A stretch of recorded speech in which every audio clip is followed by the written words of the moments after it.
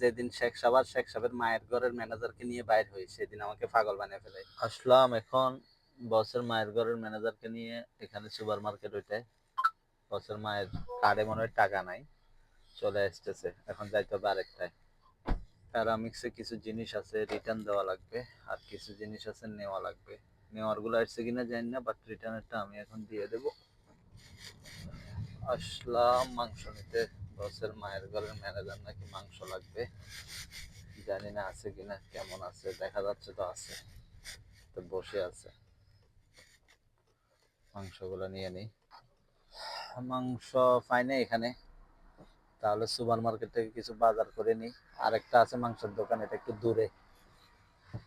Super market থেকে কিছু বাজার করে নিই, তারপর আমারও আছে, বসের মায়ের ঘরের ম্যানেজারেরও আছে, আবার আমার বসেরও আছে।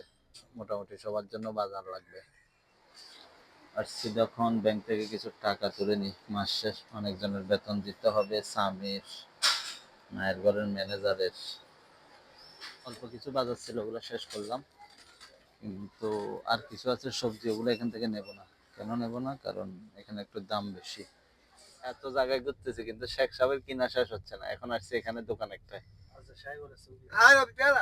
তার জন্য তার জন্য নাকি সুপার মার্কেট থেকে সবজি নেওয়া হয় নাই, এখান থেকে কিছু সবজি নিয়ে নিই। সুপার মার্কেট থেকে মরক নেওয়া হয় নাই, মরক ছিল না, তো এখান থেকে মরক নিয়ে নিই। বাজার করতে করতে শেষই হচ্ছে না, এখন নাকি আবার এখান থেকে সুপার মার্কেট এটা থেকে কি নিবে। আবিদুল্লাহ শেখ সাহেব ম্যানেজারের সাথে ঘুরতে ঘুরতে গাড়িতে তেলই নেই, সব শেষ হয়েছে। এখন গাড়িতে তেল ফুরাবো, আজকে মনে হয় শেষই হবে না। এখন কয়টা বাজতেছে? এখন বাজতেছে একটা। আবার খানার অর্ডার দিছে, এখানে আবার 10-15 মিনিট চলে যাবে। যেদিন শেখ সাহেবের মায়ের ঘরের ম্যানেজারকে নিয়ে বাইর হই সেদিন আমাকে পাগল বানিয়ে ফেলে। বাইর হয়েছি কয়টা, এখন ঠিক বাজতেছে 1:30। মোটামুটি শেষ করলাম মাত্র, যাচ্ছি বাসার দিকে, এগুলো নামাই দিতে হবে। সো কিছুই করার নাই, এরকমই। আজকের জন্য ভিডিওটা এতটুকু। সবাই ভালো থাকবেন ইনশাল্লাহ। আসসালামু আলাইকুম।